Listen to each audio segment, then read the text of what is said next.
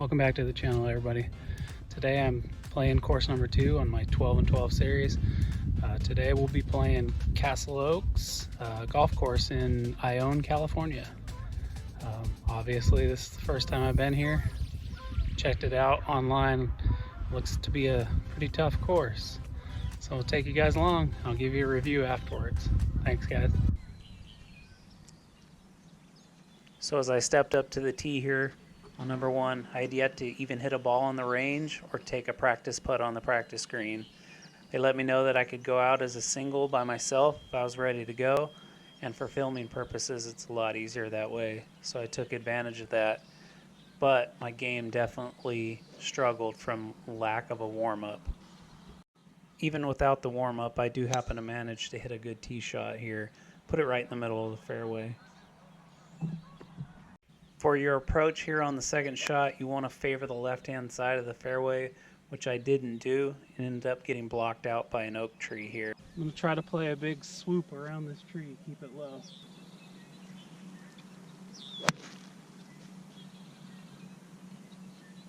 Well, I kept it low, but this wet grass, that's not going to run very far. Even on this shot, you want to favor the left-hand side, as there's another big oak that guards the right-hand side of the green. Hit the tree. And yeah, as you heard, I hit the tree and it just fell straight down. Kind of struggled right out of the gate. Making it tough on myself. And here's where not taking a single practice putt on the putting green really hurt. These greens were a lot faster than I was expecting, and blew that one by a good 5.5 feet. So not the start that I was wanting, and then I get greeted with a nice long par 3 here for my second hole. It was tracking well to the hole, but I hit that bank, kind of rolled back into the bunkers. Of course it's winter time, so the bunkers are not that well maintained. You can see there's some casual water. I'm gonna go ahead and try to play out of it though.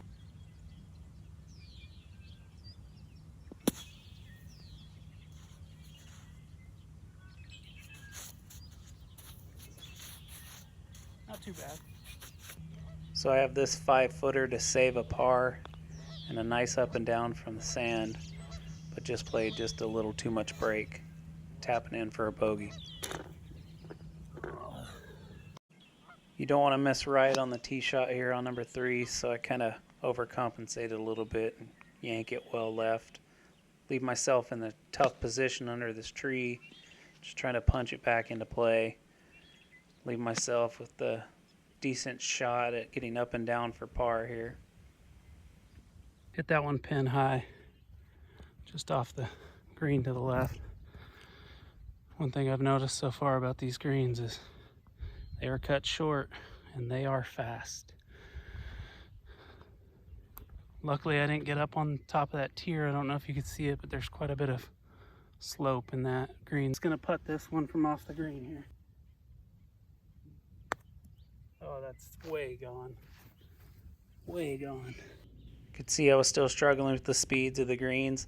Blew the first one well by and then came up pretty short on the second attempt. Another terrible double bogey.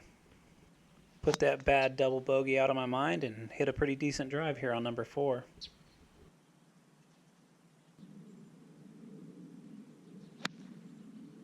That's going to come up short. It's Greg Cortman would say, chunky monkey. Alright, let's see if my 60 degree can bail me out here. Kind of stop this bleeding. Kind of rushing too much. Got here, no warm up. Straight to the tee box. New course, I should never do that, but I didn't even practice on the putting green, and these greens are lightning fast. And the bad thing is I got there an hour before my scheduled tee time. A little deep. The struggles continue. At this point, I think I was starting to get the speeds down a little bit better. I think I was playing just a little too much break on these greens.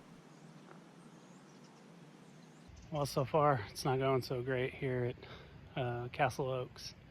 I think I'm 6 over through 5. Just struggling right now, but I'll show you guys the good, the bad, and the ugly. Let's turn this around. Start playing some good golf. Unfortunately, there was a lot more ugly on this day than good, including this drive. Not the best of lies, but could have been worse. Could have went into one of the backyards over here. So, not terrible shape. Just gonna try to lay up with a 3-wood here. Kind of put it out there where that cart is. Leave myself a good third shot opportunity to get it close for birdie. See what we can do. Just trying to get this ball down there as far as I can with my 3-wood. Hit it fairly straight, actually. Had a little bit of cut towards the end. Hit another really bad iron shot here, short to the right. It's been a theme for me here recently. From here, I'm just hitting my 60-degree wedge and can't even see the landing area, but I hit it fairly decent. Can't tell. I was pretty pleased to find out that it was really close, and I'm able to tap in for a par here.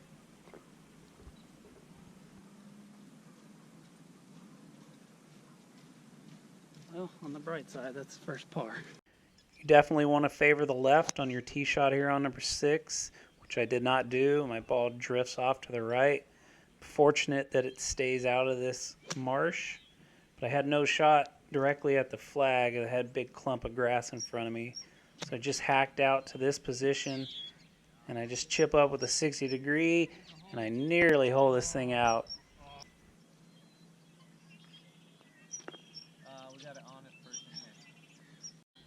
Tee shot here on number 7 starts up the left center and kind of peels off a little to the right, but I did have enough distance to get beyond the big tree there. End up hitting a pretty decent hybrid out of the light rough here, kind of curled it around the corner, and it ended up just on the fringe right of the flag here. Got a little bit more rollout with this wedge than I was wanting, and had a little tester for par, and I really thought I missed this putt, to be honest. So in that little clump of trees you see to the right of the flag there is a little bit of a marshy area, and that's right where my ball ended up. Ended up having to take a drop here. Went a little long with that shot, and I have this to get up and down for a double and get a little bit more rollout than I wanted. Again, these greens were quick. They're in fairly decent shape for wintertime conditions, but they're tough. Walking off of here with a triple on a par 3 is terrible. And then I step up to number 9 and kind of drop kick my drive. It doesn't go very far. Leave myself with a long second shot, and again come up right and short with an iron and end up hitting my 60-degree a little long. Trying to get up and down now for a bogey, and I leave myself with about 4.5 feet for a bogey, but I'm able to make this putt. Seemed a little off balance with my tee shot here, but the result wasn't terrible. It's right in the middle of the fairway. But I'm still a decent way back, hitting an iron again, and once again, short to the right. Need to work on this iron game. Trying to scramble again for another par here. Hitting my 54-degree wedge. Put it just a little bit past the pin, and totally misread this putt. Played way too much break, but I'm able to tap in here for a bogey. You got to thread the needle here on number 11 in between these two big oak trees. And I actually do catch a piece of the green here, but I'm miles away from the flag. Give this thing a good rip down towards the hole. Still come up well short. Have that to save a par. And the dreaded 3-putt bogey on a par 3. Hit another decent drive here on number 12. My driving issues weren't really the problem on this particular day. This is another one I put right in the middle. Left myself with a good chance with a wedge to get it close. And I hit a really good shot right here. Had a really good look at birdie here, but again, I think I tended to just overread these greens just a little too much on this course. Your aiming point is the castle out there in the distance that this course gets its name from. It's a slight dogleg left, and I hit a fairly decent tee shot here, just a little bit in the light rough. I pulled this 3-wood to the left, but I'm fortunate that it clips a tree and falls straight down, and I have a clean look at it here, and you can tell by the club twirl that I hit a pretty decent shot right here. Hopefully that one is as good as it looks. From here it looks like it's about 2 feet for a birdie. Wasn't quite 2 feet, but I did have a great look at birdie here, but just choke under the pressure, push it out to the right a little bit. Like I said earlier, I was driving the ball well, and 14 was no different. Hit a decent drive right down the middle, leaving myself with just a wedge in. Tried to get a little too cute here and get a lot on this 60 degree, but come up well short. Leave myself with a difficult up and down here out of the thicker rough, and put it well past the hole, and not able to convert this par putt. So walking off with another bogey. For future reference, I now know that I need to hit it way more right than this so I don't block myself out from this big oak tree that kind of guards the approach to the green here. Hit a little punch and just barely leave myself enough room in between the ball and the tree.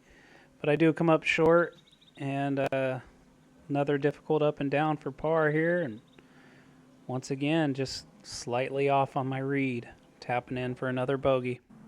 Visually, hole 16 was a little weird. You couldn't see much of the green, and you kind of had to clear this big ravine of brush. I'm able to hit the green, but I'm a long way to the right and a long way from the hole, and actually hit this putt past the hole and have another tough par putt and another terrible 3-putt bogey on a par 3. A good aiming point here on 17 is just over the top of these 2 trees in front of me, and that's right where I hit it. End up right in the middle of the fairway. Just have a mid-iron in from here, but I come up short once again, probably a full club length short here. Leave myself with a downhill lie, and I end up blading this one across the green here. I'm not able to get this flop shot to stop short of the flag, and ends up rolling down this hill a little bit, leaving myself with a pretty lengthy bogey putt, and end up missing that as well, walking off with a double bogey. You have some options here on 18. You can drive it over here to the left where there's a bit of an island, or you can go over here to the right where there's more room but it leaves you a longer second shot. I decided to aim for the left-hand side here. So there's also a pond right in between those 2 options, and that's right where this ball was headed. Saw it bounce. I saw it bounce. You might be dry. I'll show you how to put it in water. So I was able to find it, decided to just punch out with a pitching wedge. What I didn't realize was there was a rock right on the other side of the ball. Ended up taking a good little chunk out of my pitching wedge with that shot. But it did stay dry, and I did have a shot here, and I hit a pretty decent gap wedge here, just right at the flag. And I had this to salvage a par. How about that par? Good finish. How about that par? Great. Golf sure is a crazy game. I played pretty bad all day long, but was able to finish with a pretty incredible par. It's times like that that just keep me coming back for more. Ruined a pitching wedge for it, but hey. Just finished up out here at Castle Oaks Golf Course. Played another subpar round. Keep playing rounds like this, I might have to just stick to my fishing. I ended up shooting an 88. It's a tough course. You gotta be precise with your drives. You gotta put yourself in good position for your second shots, or you're gonna be blocked out by trees on a lot of the holes. For wintertime conditions, I was really impressed with how well this course drained. I mean, it definitely had some spots with some standing water. It had some spots around the green that were kind of mushy and soft.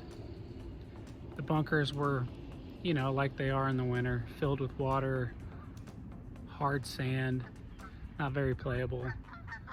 But overall, conditions were pretty good. Fairways were fairly dry, pretty hard for the most part. Like I said, there were some exceptions. The greens are really tough. you gotta get your speed down right on them.